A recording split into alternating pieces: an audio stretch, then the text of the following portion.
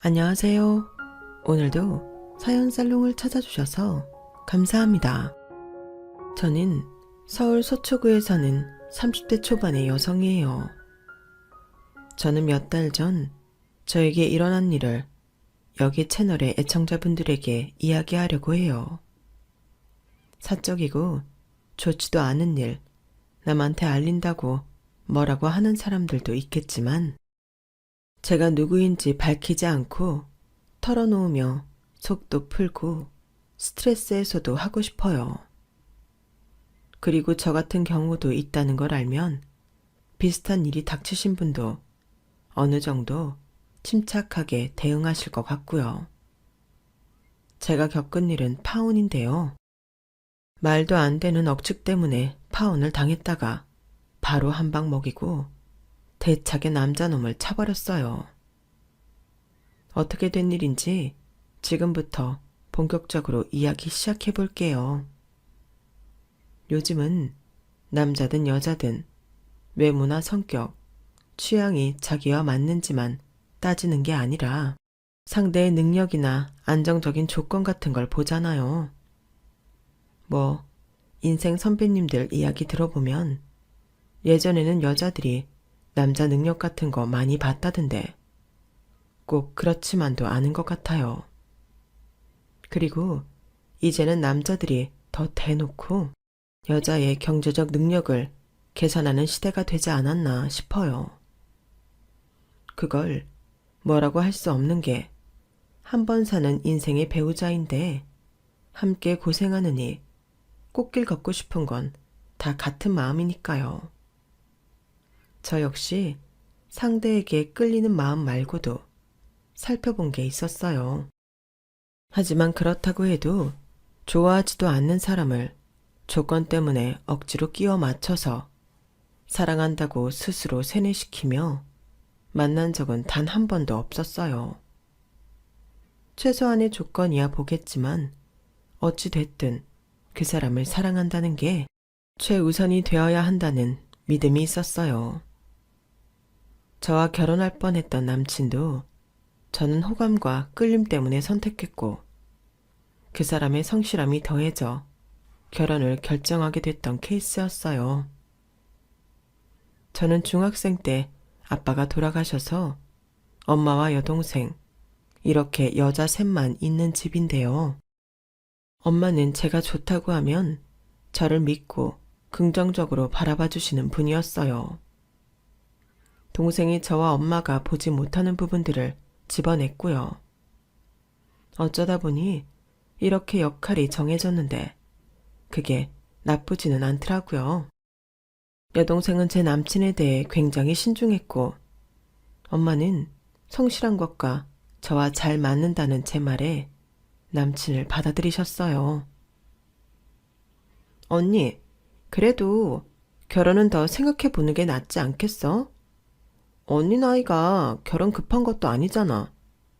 일도 잘하고 있고.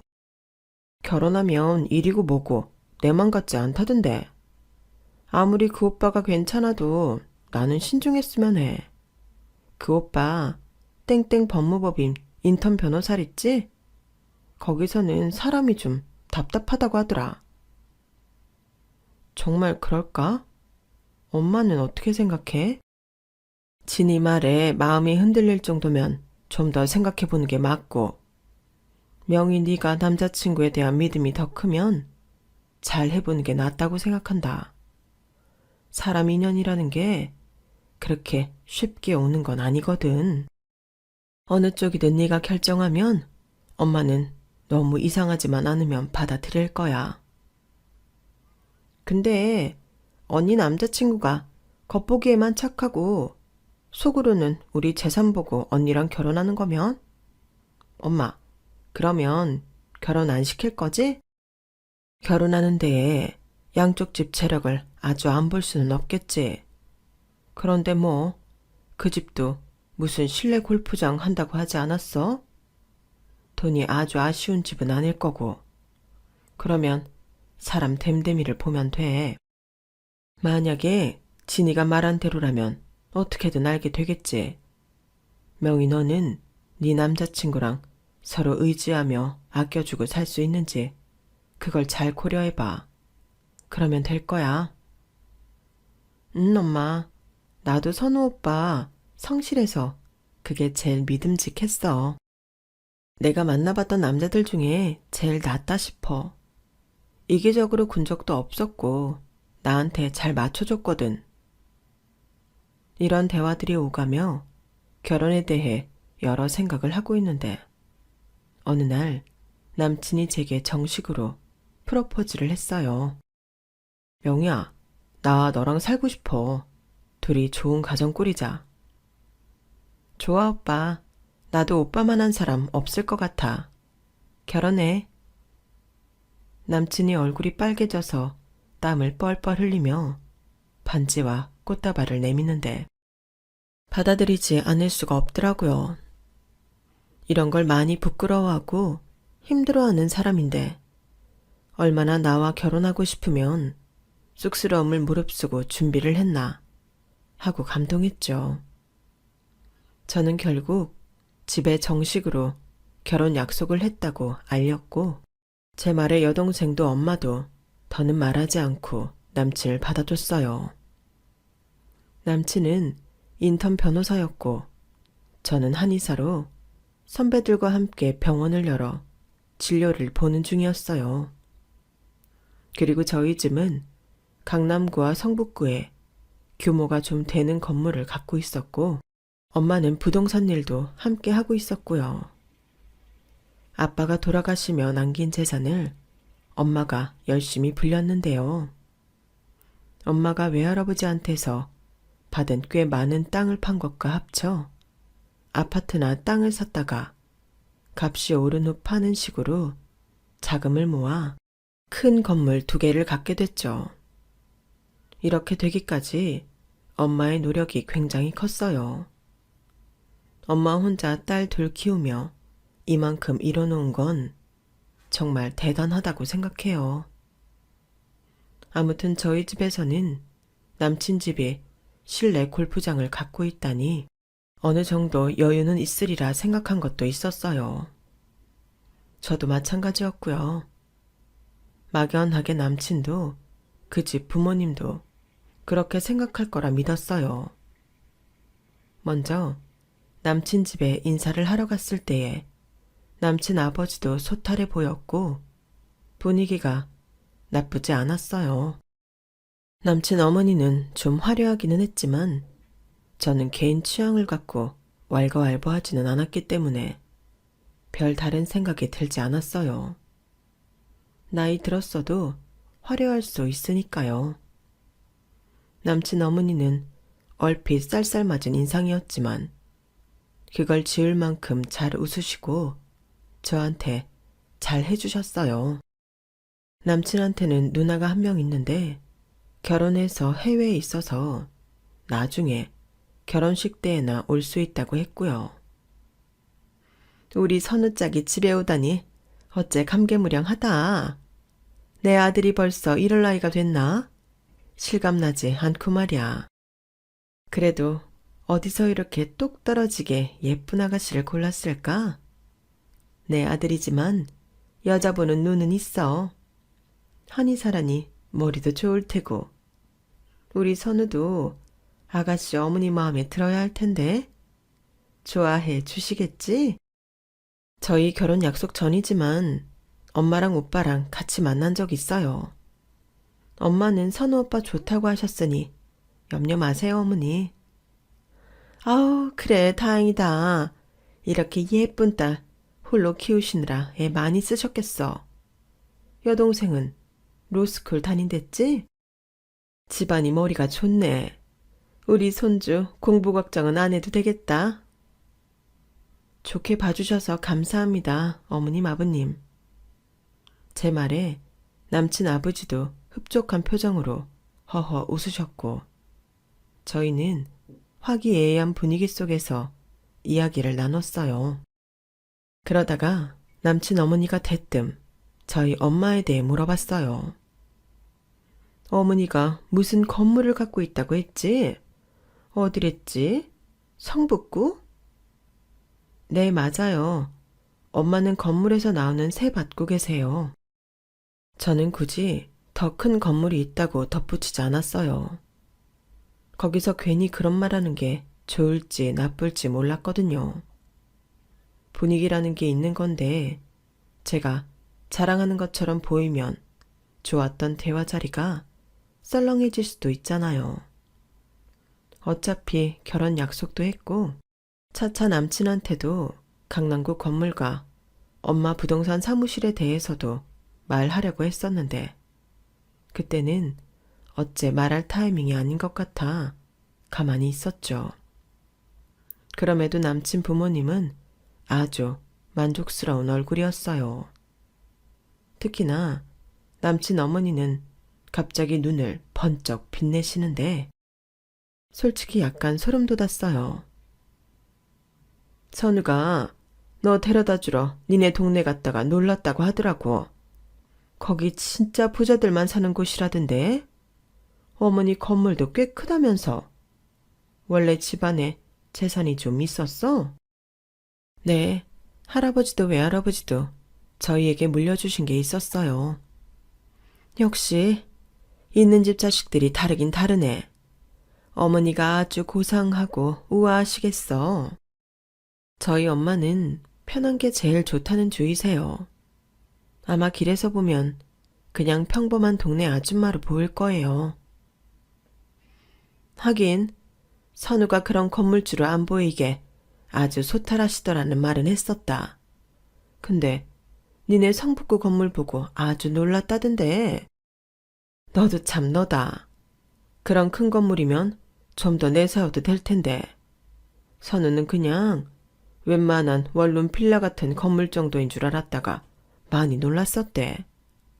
나도 우리 아들이 그런 큰 건물주 딸하고 결혼한다니 얼떨떨하고 믿기지가 않더라. 물론 우리도 어디서 빠지지 않는 집이야. 너도 알지? 우리 실내 골프장 하는 거. 돈 있는 손님들도 꽤 있거든. 아무튼 이렇게 인연이 됐으니 서로 맞춰가며 잘했으면 좋겠다. 그럼요, 어머니. 당연히 그래야죠. 제 말에 남친 어머니는 그 자리에서 예단으로 원하는 브랜드를 적은 메모를 저한테 넘겨줬어요. 내가 강요하는 건 아니고 이 정도면 서로가 불편하지 않고 웃으며 결혼식 잘 마무리할 수 있지 않나 싶어서 그래. 물론 집은 우리가 마련하겠지만 가구나 혼수 이런 건 전통적으로 니네가 해도 되는 거겠지? 요새는 반반 어쩌고 하지만 나는 기왕 이렇게 서로 부족할 것 없는 집안에서 너무 깐깐하게 굴지는 않았으면 좋겠다. 네, 어느 정도 감은 갖고 있었어요. 엄마랑 잘 상의해 볼게요.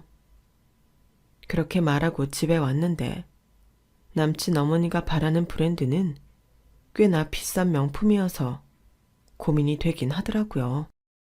이 정도면 집안에 들여놓는 가구든 뭐든 웬만한 거 갖고는 안 될 것 같다는 생각도 들었고요. 물론 제가 비싼 걸로만 해가야 하는데 내 돈 가지고는 부족하니 돈 보태달라고 엄마한테 말하면 엄마는 해주실 게 분명했어요. 하지만 저는 웬만하면 제 힘으로 준비하고 싶었고 신혼집에 어울리지 않게 너무 비싼 건 사고 싶지 않았어요.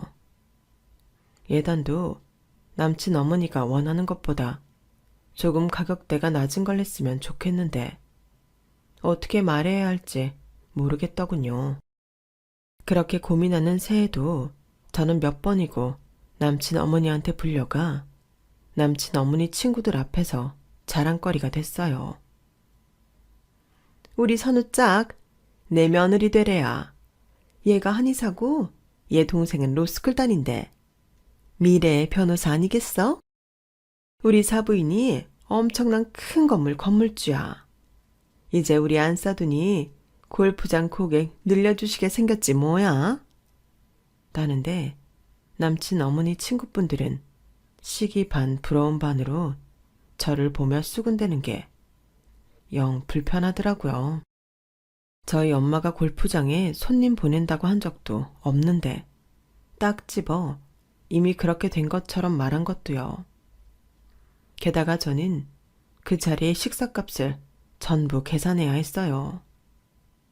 이런 일이 몇 차례 반복되고 나니 저는 완곡하게 그런 자리는 거절해야겠다는 생각이 들었어요. 제가 마음에 들어서 며느리를 드린다고 좋아하는 건 알겠지만 제가 지출하는 것도 무시할 수 없었고 결코 기분 좋은 자리가 아니었으니까요. 그런데 하루는 저를 어느 백화점으로 부르더라고요. 그 백화점은 손에 꼽는 명품 매장들만 있는 곳으로 유명했는데 남친 어머니는 제 손을 딱 잡고 아주 비싼 시계를 가리키며 이렇게 말했어요. 예, 나랑 우리 아들은 저거 여성용 남성용으로 해줘야 된다. 알았지? 잊어버리지 마라.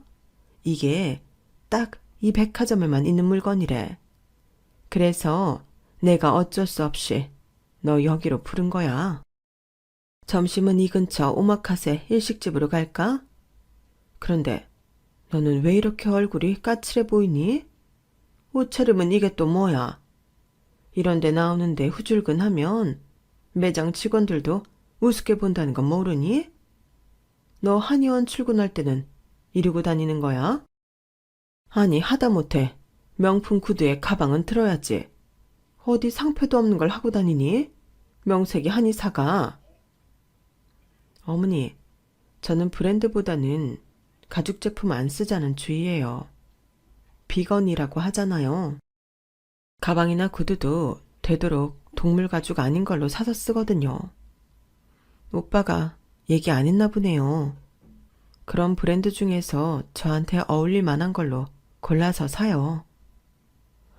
아니, 암만 그래도 이런 데 나올 때도 그렇고 앞으로 우리 친척들도 만나고 해야 되는데 그럴 때도 뭔 비건인지 싸구려 같은 거 하고 다니면 안 되잖아.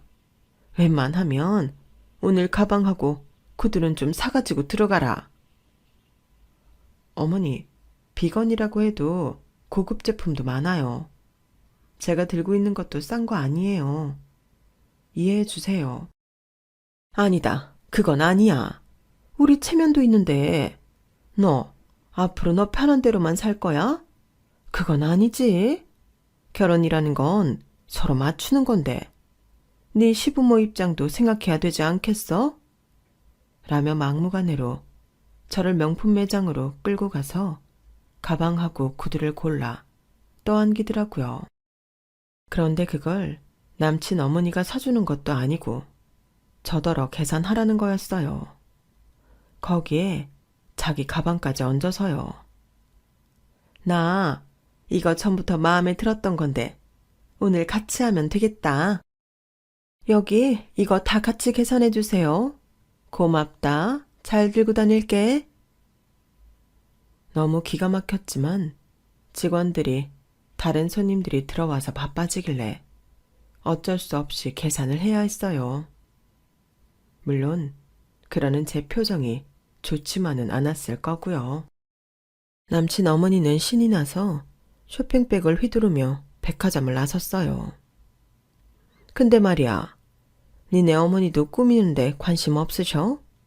보통 이런 건 딸들이 엄마 영향을 받을 것 같아서 물어보는 거야.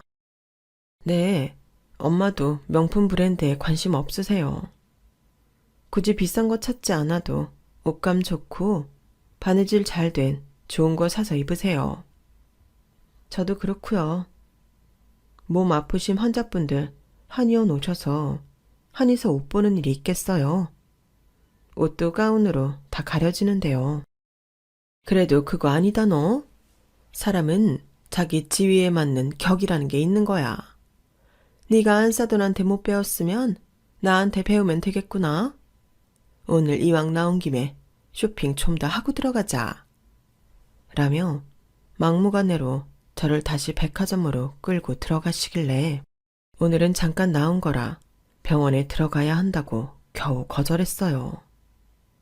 남친은 자기 엄마 혼수에 크게 신경 안 쓸 거라고 했는데 전혀 아니니 저는 당황스러울 수밖에 없었어요.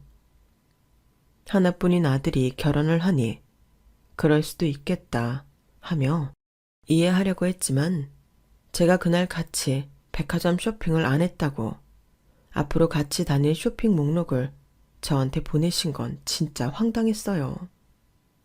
그리고 저한테 전화가 걸려왔어요. 얘, 너 내가 보낸 문자 받았지?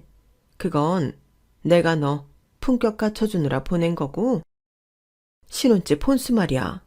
그거 나랑 같이 살아 다녀야겠다. 너 하는 거 보니까 어떤 거 고를지 뻔하게 보인다. 아무리 니들 취향이 있어도 집에 놓고 쓰는 물건들은 손님들도 오고 할 텐데 허접한 거 절대 안 된다. 이렇게 본격적으로 간섭을 하니 저는 남친에게 불평을 했고 남친은 자기 엄마가 크게 잘못하지도 않았는데 왜 그러냐고 해서 처음으로 싸우기까지 했어요. 애초에 네가 엄마한테 맞춰주는 척이라도 했으면 안 그러셨을 거야. 네가 너무 네 고집만 부리니 어른 보시기에는 안 좋아 보일 수도 있지. 솔직히 나이 드신 분들 볼 때 네가 하는 게 마냥 좋아 보이기만 하겠니? 뭐야 오빠?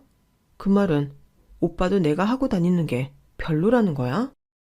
아무리 그래도 명품 위주로 이제는 청담 샵으로만 다니려고 하시는데 나는 그런 옷이고 구두고 가방이고 필요 없다고. 본인이 필요 없다는데 왜 그러시는 거야? 내가 방금 말했잖아. 어른들 볼 때 네가 하고 다니는 게 좋아 보이면 그랬겠냐고. 그게 꼭 명품이어야 해? 그렇게 비싼 걸 해야 되냐고. 그리고 어머니 그런데 갈 때마다 꼭 어머니 거 하나씩 끼워서 계산하게 하시더라. 지금 시어머니 거 결제한 것만 얼마인 줄 알아? 나 평생 이렇게 사치품에 돈 써본 적 없어. 너 그러니까 우리 엄마가 너 살 때 물건 몇 개 좀 같이 계산해 달랬다고 그거 가지고 그러는구나. 너 심보 좀 고쳐. 아무리 그래도 네 시어머니 되실 분인데 그게 아까워? 뭐? 지금 말 다 했어? 저희 싸움은 갈수록 커져만 갔고 서로 감정이 상한 가운데 저는 시어머니한테서 또 가구 보러 가자는 독촉 전화를 받았어요. 저는 이대로는 안 되겠다 싶어서 계속 학회가 있어서 시간이 안 나니 나중에 하겠다고 말씀드려 겨우 미뤘고요. 그런데 시어머니가 이런 말을 하는 거였어요. 내가 어제 오늘 니네 건물 가봤거든? 근데 참 관리도 잘 되어 있고 깨끗하더라. 그게 세가 다 얼마니? 그 건물에 평원들도 있던데 니네 한의원도 거기 들어가지 그랬어. 그러면 세도 아끼고 좀 좋니? 한의원은 저 혼자 하는 게 아니고 선배님들하고 같이 의논해서 결정한 거라서요. 저희 시작할 때는 엄마 건물에 빈자리도 없었어요. 그런데 댁에서 먼데 거기까지 가셨어요? 아니, 궁금하잖아. 사돈될 집 건물이 어느 정도인지 알아는 봐야지. 거기 지나다니는 사람들한테 이게 나중에 우리 아들이 물려받을 거라고 말하고 싶어. 입이 근질거리더라고. 내가 너무 좋아서 막 웃음이 나니까 다들 쳐다보고 말이야. 저는 여기서 또 한 번 확 깨더군요. 아니, 누구 건물을 누구한테 준다는 건지, 어떻게 그걸 자기 아들이 물려받을 거라고 생각하는지 김칫국도 너무 심한 거 아닌가요? 점점 남친한테도 남친 어머니한테도 정이 떨어지고 있었지만 곧 함께 옷을 맞추기 위해 만나기로 한 날이 되었어요. 상견례 날은 갑자기 남친 누나가 한국에 오겠다고 하는 바람에 좀 뒤로 미루고 그 전에 같이 옷을 맞추며 만나자고 했었거든요. 저희는 한복만 하려고 했는데 남친 집에서 양복도 같이 맞추자고 우겨서 어쩔 수 없이 따르기로 했어요. 그것도 마음에 들지 않았어요. 남자 집에서 우기면 여자 집은 맞춰줄 수밖에 없는 건지. 제가 불편한 티를 내자 엄마는 이렇게 말씀하시더라고요. 결혼 전에 괜히 이런 걸로 트집 잡히면 나중에 너만 피곤해. 우리가 못할 처지도 아는데 웬만하면 해가자. 그래야 네 신상에도 좋아. 아무리 지금은 선우나 그 어머니나 좋아 보여도 살다가 기분 상하면 이런 거 갖고도 싸우게 되거든. 네가 아예 싸움의 땔감이 될 건 만들지 말아야 돼. 라며 좋은 게 좋은 거라며 저를 달래셨어요. 그래서 저와 제 여동생은 엄마와 함께 남친 가족을 만나려고 강남의 부티크에 갔어요. 저희는 생전 그런 데 가본 적도 없는데 그것도 남친 어머니가 가자고 해서 가게 된 거였거든요. 남친 아버지는 자기는 굳이 양복까지는 안 해도 된다고 했다네요. 남친과 남친 어머니만 나와 있더라고요. 그래서 말인데요. 우리 선우 아빠는 백화점에서 제일 좋은 양복으로 해주셨으면 합니다. 저희가 여기서 맞추는 거에 빠지는 걸 해드려서야 되겠어요? 명희 시아버지인데요. 예, 그래야죠. 알겠으니 너무 염려 마세요. 남친 어머니는 신이 나서 먼저 옷치수를 잰다고 직원 앞에 섰어요. 저희 가족은 뒤에 소파에 앉아 있었고요. 그런데 남친 어머니가 치수를 재다 말고 자꾸 엄마를 쳐다보더니 곧 표정이 굳어져서 직원한테 잠깐 저리 가라고 하더군요. 그러더니 옷을 집어 들고는 남친을 불렀어요. 선우 너, 이 집 제대로 조사는 한 거야? 제대로 알아본 거 맞느냐고. 갑자기 왜 그래 엄마? 무슨 소린지 모르겠어. 아니 너는 법무법인 다닌다는 놈이 너랑 결혼할 사람 뒷조사도 안 해봤단 말이야? 나 얘 엄마라는 저 여자 봤다고. 그 건물 1층에서. 긴가민가 했는데 출애해가지고 거기 박스 줍는 여자랑 같이 있더만. 그런데 뭐? 그 건물 주인이라고? 그 말에 너무 놀란 저희 가족은 어리둥절해서 자리에서 일어났어요. 어머니, 지금 무슨 소리 하시는 거예요? 저희 엄마가 뭘 어떻게 했다고요?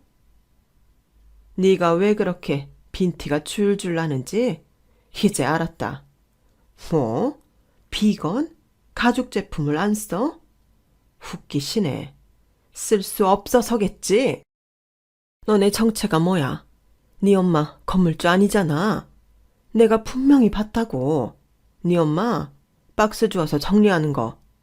엄마가 박스 주워다 고물상 갖다 주는 집이면 말 다 했지. 선우 너는 이거 말만 듣고 덥석 결혼 결정하면 어떡해? 하마터면 깜빡 속아 넘어갈 뻔했잖아. 그 말에 여동생이 화가 잔뜩 나서 한마디 했어요. 잠깐만요 아줌마. 지금 말 다 했어요? 우리 언니가 아줌마 아들을 속이기라도 했다는 말인가요? 그게 아니면 뭐니? 됐다. 아, 어쩐지. 혼수 보러 다니는 것도 자꾸 피하고 물건 사는데도 쪼잔하게 굴더라. 진짜 부자면 이럴 리 있겠어? 얼른 가자니까. 네 누나한테도 비행기표 취소하라고 해. 이 결혼 없던 걸로 합니다. 알았어요? 명희 너 우리 선우한테 들러붙을 생각하지 마. 내가 가만 안 둘 테니까. 남친 어머니는 저희 말을 들으려고 하지도 않았어요. 게다가 남친 역시 저를 혐오스러운 표정으로 보고 있었고요. 그동안 싸운 게 많아 감정이 쌓인 데다 자기 엄마가 저희가 거짓말했다고 하니 아주 꼴보기도 싫은가 보더군요. 저는 그런 남친의 표정에 충격을 받았고요. 아무리 그런 게 아니라고 말하려고 해도 듣지를 않는 남친 어머니와 남친이 막 샵을 나가려고 할 때였어요. 홀이 어수선하니 안에서 부티크 사장인 디자이너가 나왔는데 그 사람은 엄마를 보자마자 얼른 와서 90도로 인사를 했어요. 어머, 임 사장님, 저희 샵에는 어쩐 일이세요? 이제 드디어 저희 옷 입기로 하신 거예요? 아, 진작에 저희 옷 좀 입으시라고 그렇게 말씀드렸는데. 그 말에 남친 어머니와 남친은 놀라서 디자이너를 쳐다봤어요. 아, 뭐 그러려고 했는데 오늘은 일단 가야겠네요. 좀 시끄러운 일이 생겨서. 소름 피워서 미안해요. 이봐 자네, 여기 전화해보든가 찾아가 봐. 라며 엄마는 엄한 목소리로 남친에게 명함을 던져주고 저희 자매를 데리고 샵을 나왔어요. 그건 엄마 부동산 사무실 명함이었죠. 그 명함을 보던 남친 어머니와 남친은 믿을 수 없다는 듯 디자이너를 쳐다보았고 남친 어머니는 디자이너와 이야기를 하는 모습이 보였어요. 남친은 명함을 보며 거기에 적힌 곳으로 전화를 하는 것 같더군요. 저희 엄마는 휴대폰뿐 아니라 사무실 전화번호도 적어놨거든요. 그 모습을 보며 저는 남친에 대해 완전히 마음을 접었어요.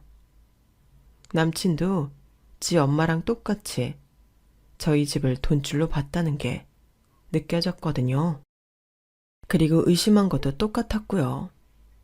저희가 막 차에 올라타려는데 남친이 헐레벌떡 뛰어와서 저희 차 앞을 가로막았어요. 저희가 잘못 알았어요. 저희가 실수한 것 같아요. 명희야, 우리 엄마가 뭔가 한참 잘못하셨던 것 같아. 그날 박수 주어 정리하는 사람이 니네 엄마랑 너무 닮았었대. 사람을 잘못 본 거니까 나와서 오해 풀고 다시 옷 맞추자. 웃기시네. 오해 같은 소리 한다. 옷은 너나 맞춰 입어. 나 니네 엄마가 오늘 우리 엄마한테 그리고 나랑 내 동생한테 한 거 절대 못 잊어. 감히 우리를 사기꾼 취급해? 니네 엄마 입으로 이 결혼 깼고 나야말로 제발 좀 떨어져 줬으면 해. 엄마는 큰 소리로 호령하셨어요. 진이야, 얼른 가자. 그냥 밀어버리든가 해. 장모님, 죄송해요. 저희 무례를 용서해 주세요. 엄마가 너무 경솔했어요. 그러니 한 번만 봐주세요. 이 결혼 없던 걸로 하자던 거 자네 어머니야. 그리고 나 이렇게 사람 겉모습 가지고 판단하는 집안에 명품만 찾고 그걸로 사람 품격 따지는 시어머니한테 우리 명이 못 보내. 내가 미쳤다고 그런 집에 우리 딸을 줘? 나 그날 박수 주운 거 맞아. 그 동네에 박수 주우시는 어르신이 있어서 그 건물 관리 만나러 갈 때 도와드리고 있어. 그분도 작은 빌라 3채 가진 알부자야. 자네, 그런 일 하는 사람은 사람도 아니라는 거지. 자네 어머니도 그렇고. 나는 그렇게 겉으로만 번드르르한 집에 가서 우리 명이 물드는 거 싫으네. 아, 저리 비키지 못해? 그러자 여동생이 차 경적을 막 울렸어요. 저리 비켜요. 우리 진짜 화나면 막 나가는 수 있으니까. 이보세요, 김선우 씨. 당신 조심해. 그 법무법인에 내 선배들이 얼마나 많은지 알아? 내 동생 말에 얼굴이 하얘진 남친은 그제야 아차 싶나 보더라고요. 제 동생이 꽤 괜찮은 로스쿨 다닌다는 걸 새까맣게 잊고 있었나 봐요. 그러자 이번에는 남친 어머니가 와서 허리를 굽히며 사과했어요. 아니 사부인, 저 부티크 건너편 저 큰 건물도 사부인 거라면서 그건 왜 말씀 안 하셨어요? 저희 잠깐 얘기 좀 해요. 아까 분명히 그쪽이 결혼 없던 걸로 하자고 했잖아요. 저희가 사기꾼 집안이라면서요. 저는 이런 경솔하고 경박하고 것에 걸친 것만 신경 쓰는 천박한 집안하고 사돈 안 맺습니다. 우리 명의도 마음 접었으니 그쪽도 잃어버리세요. 제가 정말 잘못했어요. 오해해서 죄송해요. 그 사과는 받을 테니 이제 그만 물러서세요. 정말 이게 아닌데. 이러는 게 아닌데. 사부인, 제발 노여움을 푸세요. 네? 하지만 저희는 모두 같은 마음이었어요. 다시는 이 인간들과 마주치고 싶지도 않았어요. 이보세요. 박수 죽고 있으면 그 사람은 건물 있으면 안 됩니까? 그 사람들이나 우리나 크게 다를 거 없어요. 어찌 보면 나는 좀 운이 좋았을 뿐일 수도 있으니 그거 감사하며 가진 거 허투루 쓰지 않고 사는 거죠. 이런 기본적인 마음도 없는 집안에 내 딸을 어떻게 보내나요? 됐으니 다른 데에 가서 알아보세요. 선우 자네, 내 딸 찾아와서 괴롭히기만 해. 내 가만 안 있을 테니까. 알았어? 엄마의 대쪽 같은 음성에 남친은 몸을 움츠렸고 남친 어머니는 어쩔 줄 몰라 발만 동동 굴렀어요. 저희는 그런 두 사람을 뒤로 하고 차를 타고 나왔고요. 뒤에서 아주 방방 뛰는 두 사람을 보자니 헛웃음이 나오더군요. 그렇게 돌아온 후 저는 상견례 장소 예약부터 취소하고 남친한테 정식으로 모든 게 끝났다는 문자를 보냈어요. 엄마와 여동생은 오히려 잘 됐다며 미안해하는 저를 다독였죠. 잘 됐다. 그런 집 시집 갔으면 너 고생 엄청 했을 거야. 이렇게 결혼 전에 알고 깨진 게 100번 잘 된 거다. 맞아 언니. 어떻게 우리 엄마한테 그럴 수가 있어? 아니, 박수 좀 주었다고 그렇게 사람 취급도 안 하다니. 김선우, 그 사람도 아주 웃기더라. 나 가만 안 있을 거야. 선배들한테 전부 말할 거야. 진이야, 내가 네 말 안 듣고 결혼 결정해서 이런 일 생겼어. 정말 미안해. 엄마 미안해. 이런 일 당하게 해서. 그런 말이 어딨어. 괜찮아. 이거 다 조상님이 우리 도우시는 거다. 맞아 언니.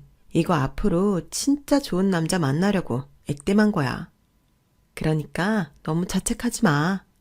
푹 자고 다 잊어버려. 없던 일로 해. 엄마와 여동생 덕에 저는 마음을 빨리 정리할 수 있었지만 남친은 저에 대한 미련을 버리지 못하고 좀 질척댔어요. 그럴 수밖에 없었겠죠. 겉보기랑 다르게 계산해서 저를 만났던 것 같은데 쉽게 놓아지겠어요. 하지만 저는 칼 같은 데가 있어서 그 후 남친을 단 한 번도 본 적이 없었어요. 미안하다며 한의원까지 찾아와도 만나주지 않았죠.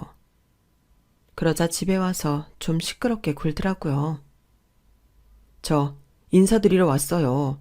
저 좀 다시 받아주세요. 제가 정식으로 사과드리고 앞으로의 일에 대해 의논하고 싶어요. 그러자 열받은 여동생이 남친한테 꽃병에 있던 물을 쏟아 부었어요. 우리 언니가 미쳤니? 너랑 무슨 앞으로의 일을 의논해? 저는 흥분한 동생을 안으로 들여보내고 남친한테 말했어요. 나는 한 번 정 놓은 사람 다시는 안 봐. 너도 마찬가지야. 너랑 만났던 시간이며 에너지 너무 아까워. 그게 제일 미치겠고 너에 대해 요만큼의 정도 없으니까 다시는 찾아오지 마. 그랬다가는 진짜 국물도 없을 줄 알아?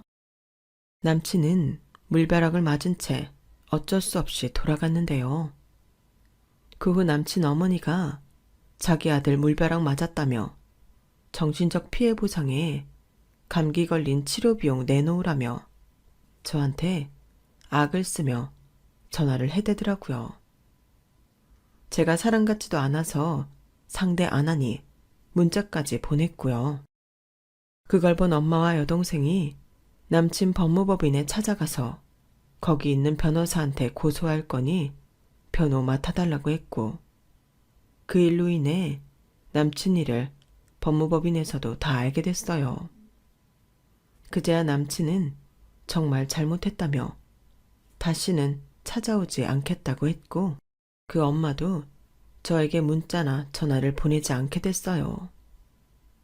제가 아무것도 모르고 결혼했으면 저 집안 식구들 속내를 끝까지 몰랐을 거예요. 그 생각을 하면 정말 소름이 끼치는데요. 어쩌면 남친 어머니 그 낭비벽 때문에 질렸을지 모른다는 생각도 들더라고요. 이랬든 저랬든 상견례전에 깨지게 된 게 천만 다행이었어요. 저는 앞으로 결혼을 생각하고 만나는 남자는 그 집 어머니부터 보려고 해요. 아무래도 엄마가 끼치는 영향이 큰 것 같아서 말이죠. 제 이야기는 여기까지예요. 다들 잘 들어주셨기를 바라며 모두 행복하시고 건강하시기를 바랄게요. 끝까지 들어주신 분들 감사해요.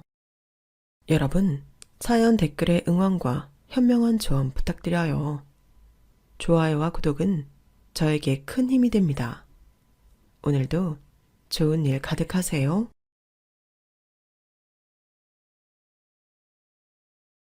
안녕하세요. 오늘도 사연 살롱을 찾아주셔서 감사합니다. 남편과 둘이 살고 있는 50대 여성이에요. 저희 부부는 요즘 제2의 신혼생활을 즐기고 있어요. 아들, 딸 모두 시집 장가를 보내놓고 나니 마음이 한결 가벼워서 그런가 결혼 이후 처음으로 달콤한 시간을 보내고 있답니다. 생각해보면 지금의 평화가 자식들을 출가시켰기 때문만은 아닌 것 같아요. 내 자식들이라서 그런 게 아니라 우리 애들은 자라면서 부모 속을 썩인 적이 한 번도 없었거든요. 결혼도 지들이 알아서 좋은 짝 만났고 결혼 자금도 손수 벌어서 했으니까요. 그 점에 있어선 오히려 부모로서 미안할 정도예요. 그럼 그동안 우리 가정의 평화를 위협했던 게 누구인지 곰곰이 생각해봤는데 떠오르는 사람이 딱 한 사람이 있더라고요. 바로 제 시누이요. 시누이와의 악연을 설명하자면 결혼 전으로 거슬러 올라가야 해요. 시누이는 제가 취업을 앞두고 아르바이트를 했던 보습학원 학생이었어요. 공부는 뒷전이고 노는 거에만 빠져있는 아이였죠. 딱 그 정도 문제만 있었다면 제가 제자이기도 한 시누이를 그렇게 싫어하지는 않았을 거예요. 시누이는 세상에서 지가 제일 잘난 줄 아는 학생이었어요. 고작 중3밖에 안 된 애가 어찌나 영악하고 건방지던지 각 과목 선생님들이 혀를 내두를 정도였죠. 저는 5남매 중 장녀라서 어릴 때부터 집에서 동생들 군기반장처럼 살아온 탓에 그런 시누이가 여간 거슬리는 게 아니더라고요. 그러던 어느 날 생각지도 않게 우리는 맞붙게 되었어요. 수업이 시작한 지 15분이 지났는데 그제서야 강의실에 들어온 시누이는 책상에 책가방을 퍽 집어 던지고는 요란하게 의자를 빼서 앉더라고요. 거기까지는 봐줬는데 이게 글쎄 자리에 앉자마자 앞에 앉아있던 친구 머리에 필통을 집어 던지지 뭐예요. 야, 네 대가리가 커서 칠판이 안 보이잖아. 이러면서 말이죠. 머리를 맞은 아이는 손으로 맞은 부위를 감싸며 시누이를 째려봤고 시누이는 거기다 대고 뭘 꼬라보냐며 시비를 걸었어요. 결국 두 아이는 말싸움까지 벌였고 보다 못한 저는 둘 사이에 껴서는 싸움을 말렸죠. 수업에 늦게 들어왔으면 수업에 방해 안 되게 조용히 책이나 펼 것이지. 왜 가만히 있는 친구를 괴롭히니? 그랬더니 시누이가 뭐라는지 아세요? 치, 지가 뭔데 지랄이야. 고작 학원 선생 주제. 뭐? 너 지금 뭐라 그랬니? 지랄? 너 정말 혼나볼래? 아, 네. 이러면서 키득거리며 웃고 있는 거예요.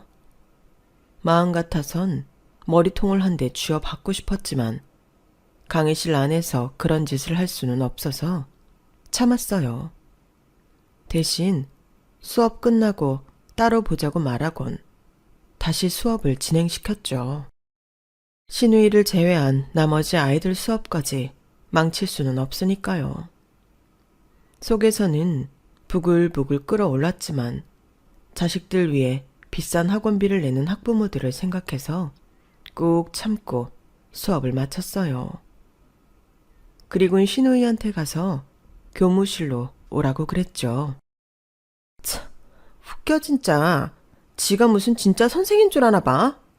쌤, 어차피 우리 엄마가 주는 돈 받아서 먹고 사는 거잖아요. 그건 결국 내가 쌤 월급 주는 사람이란 소린 건데. 그럼 나한테 함부로 이래라 저래라 하면 안 되죠. 나 다음 수업 들어가야 돼서 시간 안 되니까 할 말 있으면 내 수업 다 끝날 때까지 기다리든가. 요지라를 하고는 강의실을 쌩하니 나가버렸어요. 순간 얼굴이 화끈 달아오르더라고요. 어린 기집애한테 이런 모욕적인 말을 들었다는 것도 그렇지만 이 모든 일을 학생들 앞에서 당했다는 것 때문이었죠. 교무실로 돌아온 저는 원장님과 타 과목 선생님들한테 수업 시간에 있었던 일을 얘기했어요. 그랬더니 원장님은 사춘기라서 그러니까 저보고 이해하라고 하는 거예요. 이번 일로 학원생이 하나라도 떨어져 나갈까봐 겁이 나서 그런 모양이더라고요. 원장님을 제외한 선생님들은 그냥 넘어가면 안 된다고 난리였죠. 특히 그동안 신우이한테 당했던 전적이 있는 선생님들은 저만큼이나 분해하면서 이번엔 확실히 짚고 넘어가야 한다고 말했어요. 그래서 신우이 집에 전화를 했어요. 어찌됐건 간에 일단 학부모도 이런 상황은 알아야 할 것 같았거든요. 그랬더니 세상에. 선생님, 그게 뭐 그리 심각한 일이라고 집에까지 전화를 합니까? 애들이 놀다 보면 장난도 치고 할 수 있는 거지. 선생이라는 사람이 그런 걸 시시콜콜 학부모한테 전화해 일러 바칩니까? 하, 기가 막혀서 정말. 그래서 선생님은 어쩌겠다는 겁니까? 우리 애를 혼내기라도 하겠다는 거예요? 뭐예요? 난요, 지금 이때까지 우리 상희한테 회초리 한 번 든 적 없어요. 우리 집에 상희 오빠가 셋이나 있는데 아들들한테는 회초리도 들고 빗자루도 들어갔지만 상희한테만은 안 그랬다고요. 왠지 아세요? 여자는 꽃처럼 아끼고 보살펴줘야 하는 존재니까 그런 거라고요. 아셨어요? 혹시나 해서 하는 말인데 이번 일로 우리 상희한테 심한 말 한마디라도 했다간 내가 가만히 안 있을 줄 알아요. 이 동네에서 그 학원 영업 못하게 할 줄 알라고요.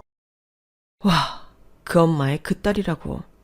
신우이가 어쩌다 저런 개망나니가 됐는지 그 한 번의 통화로 바로 알겠더라고요.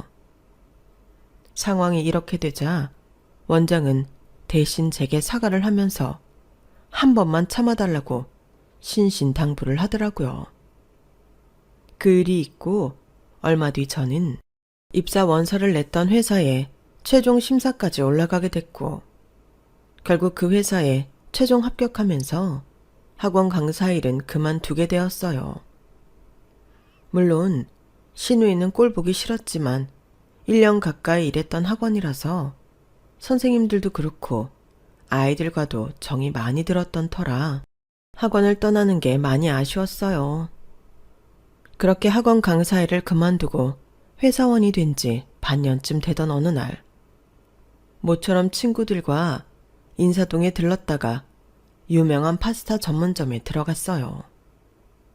그런데 하필 거기서 신우이랑 마주쳤지 뭐예요. 이제 고등학생이 된 신우이는 화장까지 곱게 하고는 대학생 정도로 보이는 남자애랑 데이트를 하고 있더라고요. 남자애는 학교 이니셜이 박힌 학교 점퍼를 입고 있어서 대학생이라는 걸 알아볼 수 있었죠. 그런데 테이블이 가까워 그런가 신우이랑 남자애가 하는 대화가 귀에 쏙쏙 들어오더라고요. 이놈의 기집애가 대학생인 척 거짓말하고 있는 것까지 말이죠. 비록 학원에서 강사와 제자로 만났을 때 사이가 안 좋았던 건 사실이지만 그렇다고 이제 와서 남의 연애사에 구정물을 튀기고 싶지는 않아서 모른 척을 하려는데 이것들이 글쎄 와인을 시키지 뭐예요. 딴 건 몰라도 미성년자가 술을 마시는 걸 그냥 보고만 있을 수 없잖아요. 그래서 참다 못해 신우이가 앉아있는 테이블로 갔어요. 상희 맞지? 땡땡학원 다니던 전상희. 나 기억하겠니?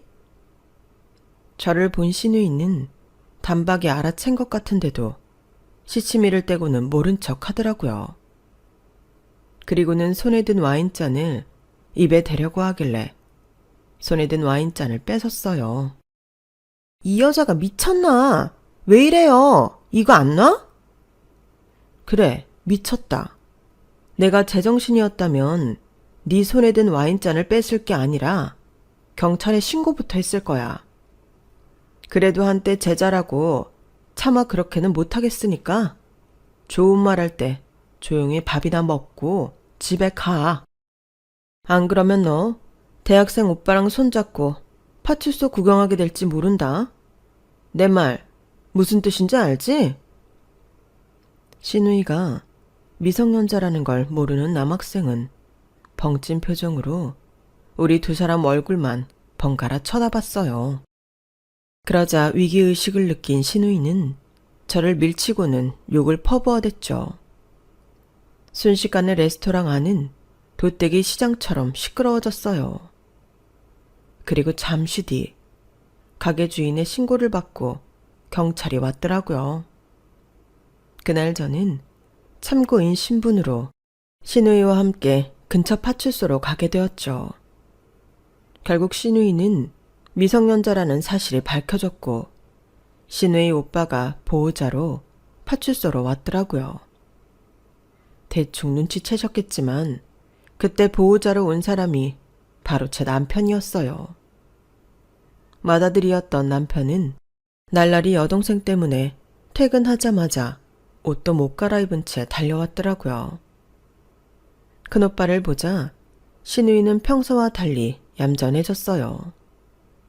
예전 같으면 저한테 따박따박 따지면서 개거품을 물었을 텐데 지 오빠 앞이라 그런지 입술을 꽉 깨문 채 고개를 숙이고 있더라고요.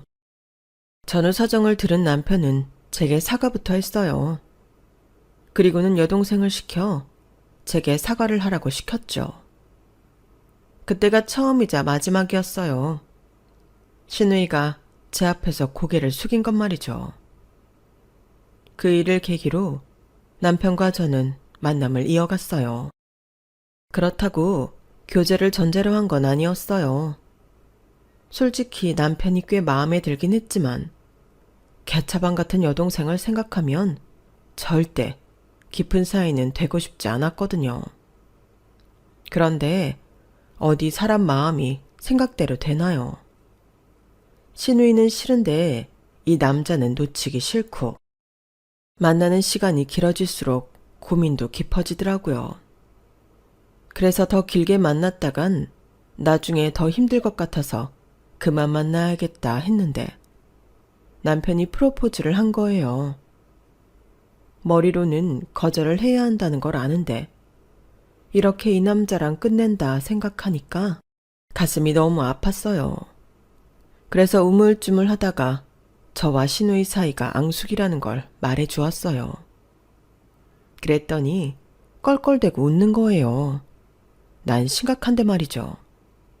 그러면서 구덕이 무서워서 장 못 담그냐고 신우이 걱정은 말고 우리 두 사람만 생각하자고 하더라고요. 사람 마음이 참 간사한 게 남편이 그렇게 말을 해주니까 그게 뭐라고 안심이 되는 거 있죠. 그래도 사귀는 동안에라도 마음 편하고 싶어서 우리가 사귀는 건 신우이한테 비밀로 하기로 했어요. 그 여우 같은 신우이가 알았다간 난리 쳤을 게 뻔하잖아요. 그렇게 시작한 연애는 장장 5년이나 이어졌어요. 그러다 결혼까지 하게 되었고요. 시댁에 인사를 드리러 가기에 앞서 며칠 전부터 골치가 지끈거리는 게 몸 상태가 너무 안 좋았어요. 신우이가 나를 보고 어떻게 나올지 안 봐도 뻔했으니까요. 거기다 시어머니 자리도 만만치 않다는 걸 제가 또 알고 있잖아요. 학원 강사 시절에 전화통화 한번 해본 거에 불과하지만 그 한 번으로 시어머니가 어떤 사람인지는 단박에 알아봤으니까요. 그래도 어쩌겠어요. 이 남자를 놓치지 않으려면 시어머니의 시누이까지 2개의 산을 넘는 수밖에요. 그래서 단단히 각오하고 시댁에 찾아갔는데 예상과 달리 시누이가 제게 싹싹하게 굴지 뭐예요. 사람 인성이 하루아침에 바뀔 리는 없는데 혹시 얘가 어디 아픈 거 아닌가 싶더라고요. 인사를 마치고 시댁을 나설 때까지도 저는 여우에 홀린 것처럼 어벙벙했어요. 그런데 잠시 뒤 대문 밖으로 따라 나온 시누이 얘기를 들어보니 그럼 그렇지 하는 생각이 들더군요. 오빠 얘기 듣고 설마 했는데 진짜 왔네? 쌤, 내가 싫어하는 거 알죠? 그런데도 기어이 우리 큰오빠랑 결혼을 하겠다. 좋아요. 대신 쌤도 나 좀 도와줘요. 그럼 내가 반대는 안 할게. 얘기인즉슨 자기 남자친구를 온 가족이 반대하는데 내가 책임지고 큰오빠 마음을 돌려달라는 거였어요. 다른 식구들은 자기가 구워 삶을 수 있는데 큰오빠는 그게 안 된다나요? 그나마 시댁에서 시누이를 이기는 사람이 제 남편이었거든요. 일단은 내 발등에 불부터 꺼야 하니까 알겠다고 했죠. 그런데 알고 보니 시누이 남자친구란 놈이 가관도 아니더라고요. 남자가 시누이보다 2살 연상인데 직업도 없고 시누이한테 용돈까지 타서 쓰더라고요. 거기다 툭 하면 잠수를 타는데 집까지 찾아가 보면 날밤 새가며 게임을 하고 있다는 거예요. 이 정도면 폐기 처분 수준인데도 시누이가 그렇게 목을 거는 건 다 그놈의 얼어 죽을 외모 때문이었어요. 사진을 봤더니 키도 크고 스타일도 좋은데 거기다 생긴 건 연예인 뺨치겠더라고요. 그러니 천하의 불려시 시누이도 그 남자한테 빠져서 헤어나올 줄을 모르는 거였죠. 진짜 내 동생이 저런 놈 따라다닌다면 손발을 묶어서 집에 가둬놓을 텐데 명색이 시누이를 그럴 수 있나요? 거기다 내 결혼까지 달려있는데 말이에요. 그래서 2눈 딱 감고 남편을 설득했죠. 좋다는 애들 뜯어 말리면 오히려 더 들러붙기 마련이야. 두고 봐. 1년도 안 돼서 갈라설 테니까.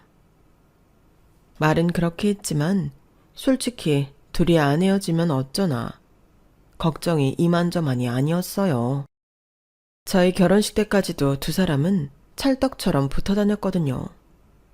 슬슬 걱정을 넘어 불안해지기 시작할 무렵 드디어 기다렸던 소식이 들렸어요. 언니, 나 좀 도와줘. 큰오빠한테는 아무 말 하지 말고 나랑 잠깐 어디 좀 가자.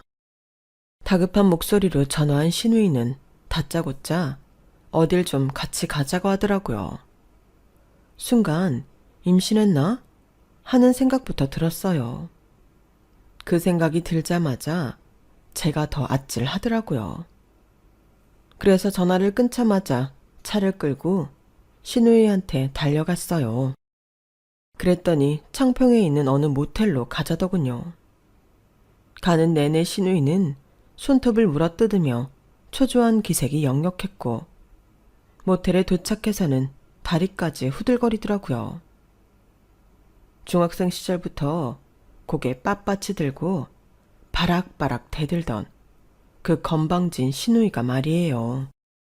그날 저는 신우이와 함께 신우이 남친의 불륜 현장을 잡았어요. 그놈이 글쎄 가정이 있는 여자와 양다리까지 걸쳤더라고요.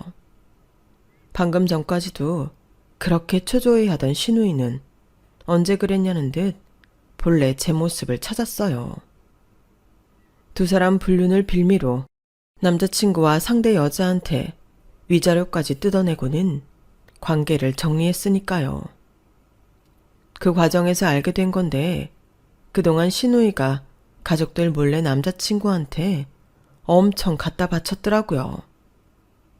아버님 생신 선물로 드렸던 명품 지갑과 구두 상품권, 시동생이 사준 최신형 휴대폰에 심지어 어머님 금부치까지 훔쳐다가 팔아서 줬더라고요. 물론 위자료도 다 돌려받긴 했지만 그렇다고 신우이의 절도 행각이 없던 일이 되는 건 아니었어요. 덕분에 저는 이 일로 신우이 목에 목줄을 걸게 되었죠. 말도 많고 탈도 많은 연애를 했던 신우이는 남자친구가 헤어진 이듬해 딴 남자와 결혼을 했어요. 철저하게 배경만 보고 한 결혼이었죠. 당시 저는 출산일을 며칠 앞둔 상황이라서 결혼식 내내 긴장을 해야 했어요. 결혼식장에서 진통이라도 왔다간 남의 결혼식 망친 죄로 평생 신우이와 시어머니 눈총을 받을 게 뻔했으니까요. 다행히 출산 예정일보다 일주일이나 늦게 출산을 하는 바람에 그런 일은 없었지만요. 시집간 신우이는 개벌은 남 못 준다고 자기 시댁 식구들과도 트러블이 잦았어요. 그때마다 짐을 싸서 친정으로 달려오기 일쑤였죠. 대개 이런 경우 친정 부모가 한마디 하곤 하잖아요. 그런데 저희 시어머니는 당신 딸이 잘못한 게 확실한데도 사위랑 사돈 탓을 하시더라고요. 아직 어린애가 뭘 알겠어. 나이도 7살이나 많은 남편이 참아줘야지. 안사돈도 그래. 김치야, 일하는 사람 불러다 하라고 하면 될 일을 왜 귀한 내 딸한테 시켜? 손에 물 한 방울 안 묻히게 하고 키운 내 딸한테 말이야. 잘 왔어. 이참에 한 달이고 두 달이고 여기 있어. 그래야 앞으로는 너한테 주방일 안 시키지. 기껏 있는 집에 시집 보냈더니 사람 부려 할 일까지 시키고 있네. 김서방이 와서 다시는 주방일 안 시킨다고 싹싹 빌 때까지 절대 가지 마. 귀한 자식일수록 회초리를 들라고 하는데 저희 시어머니는 물고 빨 줄만 알았지 딸 자식 교육에는 소홀했어요. 며느리인 나한테는 김장마다 갓김치 해와라, 꼬들빼기 해와라, 주문도 요란하시면서 자기 딸한테 배추 절이는 일 좀 시켰다고 저 난리니 말이에요. 자기야, 어머님 좀 너무 하시는 거 아니야? 아무리 팔은 안으로 굽는다지만 며느리인 나는 그렇게 부려먹으시면서 당신 딸은 일 좀 시켰다고 한 달을 집에 안 보내고 친정에 잡아두시잖아. 그 바람에 내가 음식 해다 나르느라 진이 다 빠진다고. 하여간 그 집에는 조그만 일도 부풀려서 고자질하는 버릇 아직 못 버렸다니까. 다음에 또 먹을 거 해오라고 전화하면 내 핑계 대고 가지 마. 어디서 나이도 어린 게 지 올케를 부려먹어. 하여간 어머니는 상희한테만 유독 약하시단 말이야. 어머님이 신우이를 아낀 데는 이유가 있었어요. 신우이가 아들 자식밖에 없는 집안의 유일한 딸이라는 것도 있지만 그보다는 신우이가 태어난 시점 때문이었어요. 저희 시댁은 제 남편이 3살이 되던 무렵부터 아버님 사업이 어려워져서 막내 시동생이 태어날 때까지도 집안 사정이 어려웠대요. 사업체를 꾸려나가긴 했지만 들어오는 돈보다 나가는 돈이 더 많아서 은행권이며 친인척들한테 빌린 돈이 해마다 늘어가는 지경이었죠. 그러다가 신우이가 태어나면서부터 이상할 정도로 일이 잘 풀려나가더니 그간 빚진 거 다 갚고도 이전보다 회사 사정이 나아진 거예요. 그러니 집안에서는 다들 신우이를 복덩이라고 불렀고, 특히나 그런 딸을 낳은 어머님은 시댁 식구들 앞에서 어깨에 힘을 줄 수 있게 된 거죠. 그렇게 시작된 막내딸 사랑이 지금까지 이어지고 있는 거고요. 태어날 때부터 사람들 사랑 듬뿍 받고 못되게 굴어도 용서받고 살던 신우이는 결혼 15년 차에 위기를 맞게 되었어요. 시부모님 회사가 부도가 나는 바람에 그 밑에서 일하던 신우이 남편도 하루아침에 실업자가 되고 만 거예요. 부자가 망해도 3년은 간다고 했지만 한순간에 망한 게 아니라 서서히 망해갔던 거라서 땅이며 건물은 진작에 다 팔아먹고 껍데기만 남은 상황이라 상황은 예상보다 더 심각했어요. 신우이 가족이 살던 50평대 아파트도 은행 대출을 받느라 담보 잡힌 상태라서 매달 상환해야 하는 이자만 해도 어지간한 직장인 한 달 월급이 넘었어요. 나간 구멍은 많고 들어오는 돈은 없으니 생활비 감당하는 것조차 힘들게 된 거죠. 시어머니는 자기 딸이 고생하는 꼴 볼 수 없다고 당장 이혼하고 집으로 돌아오라고 했지만 이미 자식까지 낳고 산 지 15년이 넘은 마당에 어디 그게 쉽나요? 하는 수 없이 시어머니는 사위 욕을 하면서도 딸 자식 집에 생활비며 먹을 거 나르느라 여념이 없으셨어요. 다행히 서방님이 취직도 했고 집도 작은 데로 이사를 하면서 은행 빚을 갚자 살림은 조금씩 안정을 찾아갔어요. 하지만 어머님은 돌아가실 때까지도 막내딸 걱정은 끊이지 않았어요. 시아버지와 시어머니가 2년 간격으로 세상을 떠나시자 남편과 형제들은 부모님 유산을 나누기로 했어요. 드라마에서 보면 잘 사는 집들은 변호사 입회 아래 유언장을 공개하잖아요.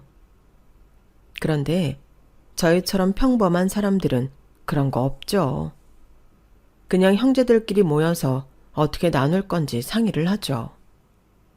세금도 내야 하니까 팔 건 팔고 모을 건 모아서 한꺼번에 나누는 거죠. 맞으라고 더 받고 막내라고 적게 주면 형제 간에 싸움이 생기니까 똑같이 나누기로 했어요. 그랬더니 신우이가 들고 일어나는 거예요. 그걸 왜 똑같이 나눠? 오빠들도 알잖아. 나 태어나고 우리 집 일어난 거. 그럼 당연히 내가 제일 많이 받아야 되는 거 아니야? 따지고 보면 그거 다 내 공이잖아. 신우이는 자기가 하지도 않은 공을 들먹이며 전체 유산의 반을 자기가 갖겠다고 우기더라고요. 그랬더니 신우이보다 1살 많은 막내 동서가 바로 따지고 들었어요. 아가씨가 이래서 집안이 일어섰어요? 그때 아가씨가 한 거라곤 기저귀 차고 똥 싼 거밖에 없으면서 무슨 공을 따져요. 어이가 없어서 말도 안 나오네. 그리고 말이 났으니 말인데 어머님 살아계시는 동안 어머님이 아가씨네한테 좀 해주셨어요? 막내딸 고생할까봐 집수리도 다 해주시고 차 바꿀 때도 우리 몰래 3천만 원 해주셨잖아요. 지금까지 우리가 몰라서 입 다물고 있었는 줄 알아요? 안 그래요, 형님들? 그건 동서 말이 맞아. 아들이라고 명절이며 생신 때 돈을 더 내면 더 냈지. 한 번도 덜 낸 적 없었는데도 매번 챙겨가는 건 아가씨였잖아. 양심이 있으면 유산 더 달라는 말은 하면 안 되지. 그동안 입 다물고 살던 며느리들이 들고 일어나자 신우이는 눈물까지 뽑아가며 오빠들한테 하소연을 했어요. 언니들 정말 너무하네. 엄마 죽고 나니까 이제서야 다들 본색 드러내는 것 봐. 오빠들은 뭐 하는 거야? 동생이 혼자 당하고 있는데. 오빠들 정말 입 꾹 다물고 있을 거야? 작은 오빠, 오빠 내 편이지, 그치? 신우이가 첫째 시동생 팔에 매달려서 징징거리자 그날은 웬일인지 첫째 시동생이 인상까지 쓰며 정색을 하더라고요. 야, 다 큰 기집애가 뭐하는 짓이야? 이거 놔. 우리 와이프가 틀린 말 한 건 아니잖아. 그동안 너 어머니 아버지 등에 올라타서 네 하고 싶은 거 다 하고 네 갖고 싶은 거 다 가지면서 산 건 사실 아냐? 마지막 남은 유산만큼은 제대로 나눠야지. 다른 집들은 시집간 딸한테는 유산도 잘 안 준다는데. 그래도 우리 형제들이 네 몫까지 똑같이 챙겨주는 거면 우리도 할 만큼 하는 거야. 그러니까 욕심내지 말고 줄 때 받아. 믿었던 작은 오빠한테까지 팽을 당하자 신우이는 악다구니를 쓰며 먼저 자리를 떴어요. 결국 시부모님 유산은 3남 1녀가 똑같이 나누게 되었죠. 시간이 흘러 다들 홍기찬 자식들 결혼을 시킬 때가 되었고 스타트로 둘째 시동생 큰딸이 결혼을 하게 되었어요. 그러자 이번엔 형제간에 축의금을 어떻게 낼지에 대해 얘기가 오가게 되었죠. 사실 축의금이야 형편에 따라 각자 알아서들 내면 그만인데도 굳이 신우이가 금액을 정하자고 하더라고요. 왠 줄 아세요? 신우이네는 아들만 하나였거든요. 우리 집이랑 작은 오빠네 빼고 두 집은 애들이 많잖아. 그럼 축의금도 여러 번 받게 될 텐데 그렇게 되면 나랑 작은 오빠만 손해 아니야? 그러니까 한 집당 총액을 맞춰서 축의금을 내자 이거지. 작은 올케, 올케도 내 의견에 동의하는 거죠? 아니 뭐 우리는 딱히 상관없어요. 그러자 신우이가 목에 핏대까지 세우며 그러는 거예요. 어머, 작은 올케 정말 웃긴다. 전에 유산 나눌 때는 그렇게 나서서 목에 핏대 세우더니 이번엔 왜 자기답지 않게 착한 척이야? 진짜 어이가 없네. 암튼 난 축의금만은 똑같이 내야 한다고 봐. 오빠들도 내 의견에 따라줬으면 좋겠어.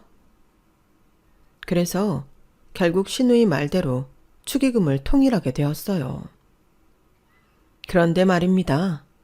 축의금 몇 푼에 가족 회의까지 주선했던 신우이가 정작 자기 아들이 장가를 가게 되자 순식간에 말을 바꾸더라고요. 상견례도 하기 전부터 저희 집에 찾아와서는 하나밖에 없는 아들을 어떻게 월세집에서 신혼을 시작하게 하냐며 울고불고 난리를 쳐댄 거죠. 오빠도 알지? 우리 진우 중학생 때 우리 시댁 망해서 한창 관리받아야 될 때 학원도 제대로 못 보낸 거. 나 진짜 그때 일만 생각하면 내 아들한테 미안해서 고개를 들 수가 없어. 그때 제대로 관리 못 해줘서 애가 지방대밖에 못 간 건 아닌가 싶은 게 엄마로서 뼈에 사무치는 한이 됐다고. 그런데 이번에도 월세방에서 신혼 살게 할 거를 생각하면 나 정말이지 죽어서도 눈을 못 감을 것 같아. 오빠, 그러니까 오빠가 딱 3천만 해주라. 그럼 내가 평생 오빠 은혜 안 잊고 살게. 응? 솔직한 심정으로는 3천이 아니라 300도 해주기 싫었어요. 하지만 다른 것도 아니고 자식 때문에 오빠 앞에서 눈물까지 찍어내는 신우이를 보니까 같은 부모 입장에서 안 됐긴 하더라고요. 사실 우리나라 결혼 문화가 많이 변했다고는 하지만 여전히 집은 남자가, 혼수는 여자가 하는 걸로 공식화돼 있잖아요. 아들 가진 부모는 그놈의 신혼집 해줄 생각을 하면 가슴이 턱 막힌다니까요. 집값은 하루가 다르게 올라가지. 거기다 전셋집은 또 어떻고요. 빌라로 하자니 안 그래도 하루가 멀다 하고 뉴스에 나오는 전세 사기 때문에 겁이 나고, 그래서 평수가 작더라도 아파트를 해주려니 보증금만 해도 수억 대니 이래서야 어디 아들 자식 장가나 보내겠냐고요. 다행히 우리 아들은 며느리랑 반반 부담해서 지들 손으로 집 구해 결혼했기 때문에 한숨 돌렸지만, 시누이네는 온전히 아들 부부 살 집을 해줘야 하는 판이라 상황이 딱해 보였어요. 그래서 남편과 상의 끝에 3천만 원을 해주기로 했죠. 그때까지만 해도 순전히 호의로 해줬던 건데 얼마 지나지 않아서 뒤통수를 된통 맞았지 뭐예요. 시누이 아들이 8월에 상견례를 한다는 말이 있었는데 10월이 다 됐는데도 청첩장 줄 생각을 안 하더라고요. 혹시 해 넘기고 하려나 싶어서 큰동서한테 전화를 했더니 대뜸 그러는 거예요. 형님, 얘기 못 들으셨어요? 진우 파혼했잖아요. 벌써 한참 됐는데. 그래? 아니 근데 고모는 왜 그 얘기를 안 한 거지? 아가씨가 형제들 중에는 그래도 우리 그이랑 친하잖아요. 파혼하고 우리 그이한테 전화해서 욕을 그렇게 하더래요. 혼수 좀 해오라고 목록 뽑아줬더니 면전에서 예비 며느리가 딱 잘라 말하더래요. 이렇게는 못 해온다고. 그러면서 이 정도 혼수 받을 생각이라면 적어도 10억대 아파트 한 채는 해줄 거냐고 되묻더래나 뭐래나. 그래서 1억 2천짜리 빌라 전세를 해주겠다고 했더니 더 얘기 들을 것도 없이 자리에서 일어나더래요. 아가씨도 아가씨지만 그 며느리 자리도 똑같이 맹랑해요. 그죠 형님? 제 귀에는 다른 말은 안 들리고 1억 2천짜리 전세 빌라라는 말만 뚜렷하게 들렸어요. 빌라 전세로 해줄 생각이었대? 아파트 아니고? 형님도 참, 아가씨한테 그럴 돈이 어딨어요. 그나마 우리한테 5천 빌리고 나머지는 진우 앞으로 은행 대출 받아서 해주려고 했던 모양이던데. 파혼한 거야 안 됐지만 우리는 돈 돌려받아서 다행이다 싶어요. 그런데 형님, 혹시 아가씨가 형님네한텐 돈 빌려달라고 안 했어요? 막내 또래님한테도 2천 빌렸다고 하던데. 그래? 우리도 3천 해줬어. 그럼 파혼한 지가 꽤 된 모양인데 돈은 왜 안 돌려주지? 혹시 막내 도련님네는 돈 돌려받았대? 글쎄요, 저야 잘 모르죠. 형님이 한번 전화해보세요. 순간 불길한 생각이 들었어요. 둘째랑 셋째네는 빌려줬다는 명목이라도 있지만 저희는 말 그대로 보태준 거니까요. 평소 시누이 성격을 고려해 볼 때 파혼은 했지만 우리가 보태준 돈이니까 되돌려줄 필요가 없다고 생각할 게 뻔하거든요. 아니나 다를까 막내 동서한테 전화를 해보니 그쪽도 파혼하자마자 돈을 돌려받았다고 하더라고요. 그런데요 형님, 아가씨네 요즘 살만한가 봐요. 지지난주던가 백화점에 갔다가 우연히 아가씨를 봤는데 명품관에서 백을 사고 있더라고요. 겉도 요즘 한창 유행하는 디자인이라서 예약해도 2달은 걸리는 백을요. 아들 결혼할 땐 돈 없다고 그렇게 죽는 소리를 하더니 그 사이 로또라도 당첨됐나? 그 말을 들으니 머리가 쭈뼛 서는 것 같았어요. 그래서 얼른 전화를 끊고 남편한테 전화를 했죠. 시누이네 파혼한 거 아냐고 물었더니 남편이 되려 저한테 묻더라고요. 그게 정말이냐고요.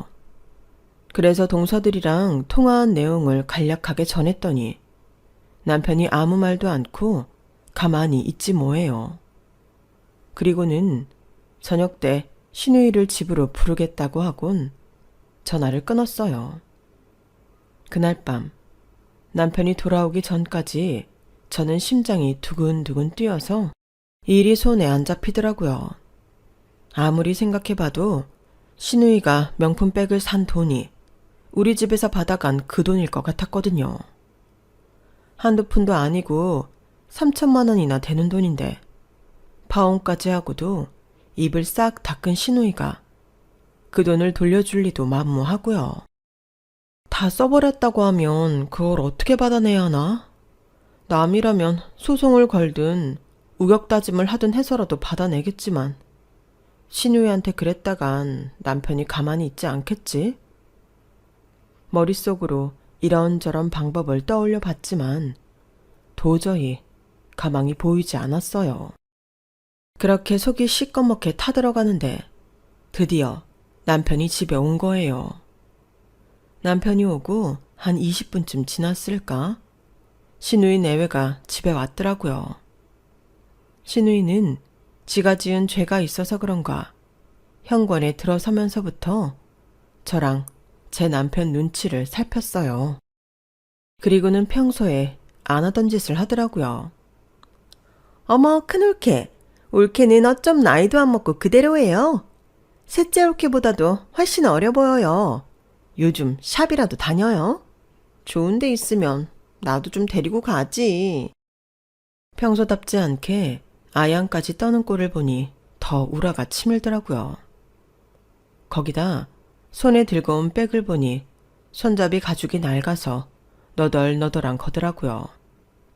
불과 얼마 전에 800이 넘는 명품 백을 샀다는 소리를 들었는데 저희 집에 올 때는 800원을 줘도 안 가져갈 낡은 백을 들고 오다니 여우도 보통 여우가 아니었죠. 아가씨는 백이 그게 뭐예요? 다 낡아서 가죽이 너덜너덜하네. 어떻게 그런 걸 들고 다녀? 언니도 참 우리 형편에 그런 거 가릴 처진가요? 가방이야. 안에 내용물만 안전하게 담으면 그만이죠. 이거 외에 들고 다닐 백도 없고. 요게 끝까지 시치미를 떼길래 저도 더는 못 참겠어서 직구를 날려버렸어요. 백이 왜 없어? 지지난주에 명품관에서 산 샤넬백 있잖아. 그거라도 들고 오지 그랬어? 왜? 우리가 보면 뭐라고 할까봐 찔려서 그랬어? 이런 걸 보고 도둑이 재발저린다고 하는 건가? 그랬더니 신우의 얼굴이 울그락불그락 변하더라고요. 큰 올케가 그건 어떻게 알았대요? 막내 올케가 그새 고자질했어요? 하! 진짜 짜증나. 그래요. 나 샤넬백 샀어요. 그래서 뭐요? 내가 내 돈 주고 명품백 사들겠다는데 올케가 무슨 상관이에요? 상관이 있지 왜 없어. 옛말에 남의 돈 빌려 쓴 사람은 고기도 숨어서 먹으라고 했어. 아가씨, 진우 신혼집 해준다고 우리한테 3천만 원 받아간 거 기억 안 나? 진우 파혼했다던데 그 돈은 왜 안 돌려주는 거야? 적어도 그 비싼 명품백을 들고 다닐 거라면 먼저 우리 돈부터 해줘야 하는 거 아니냐고.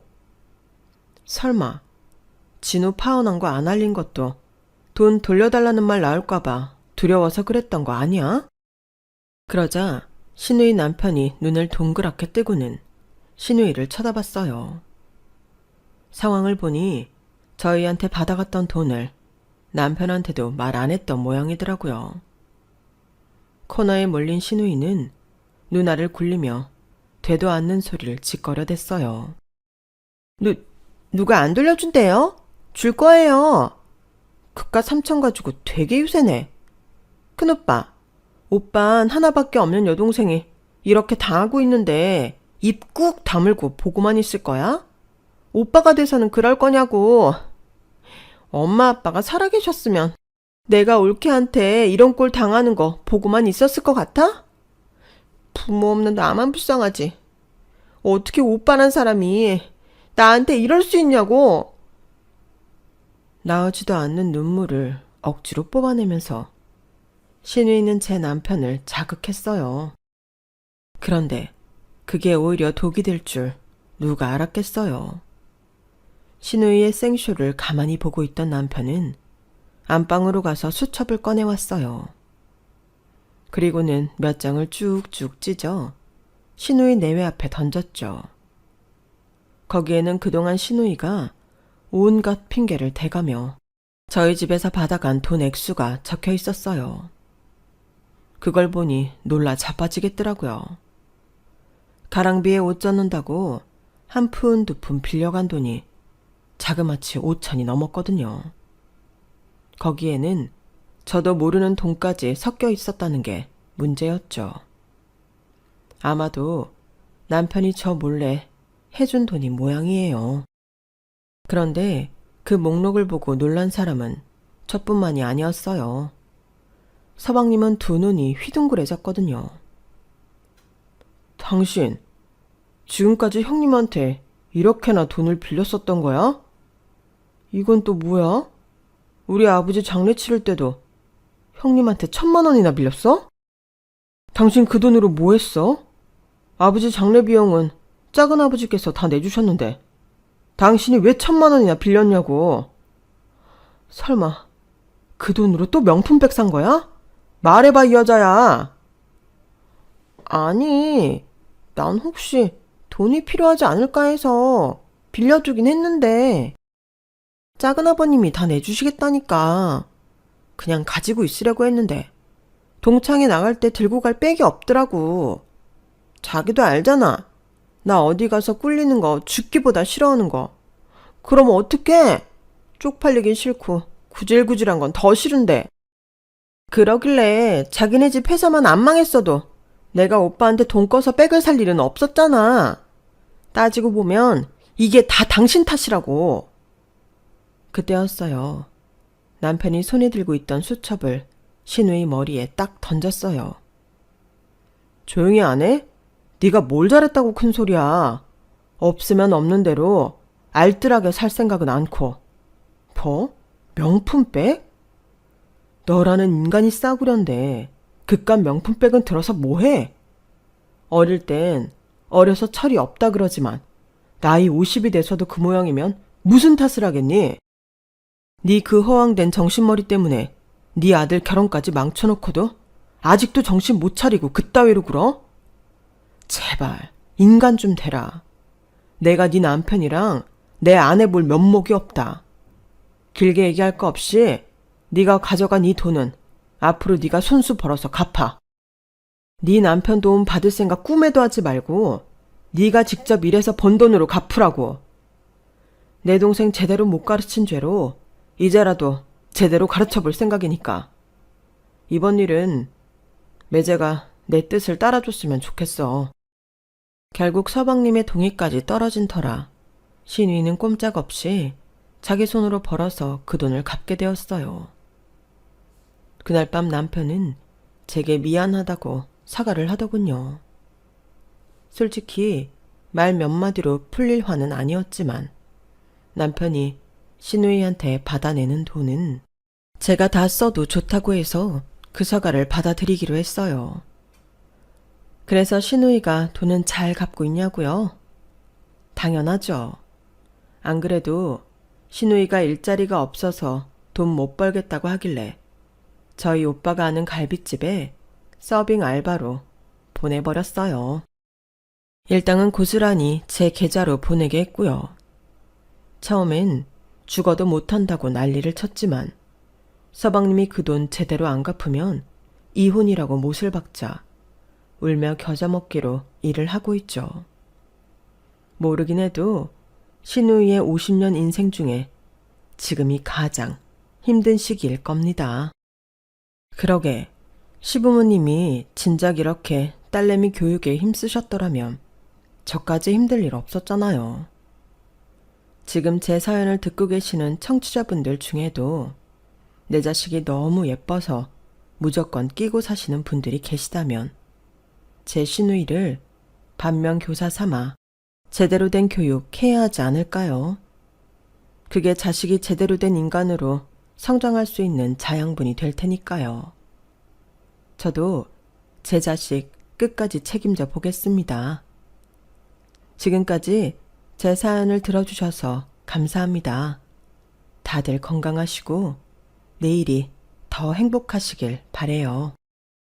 여러분, 사연 댓글에 응원과 현명한 조언 부탁드려요. 좋아요와 구독은 저에게 큰 힘이 됩니다. 오늘도 좋은 일 가득하세요.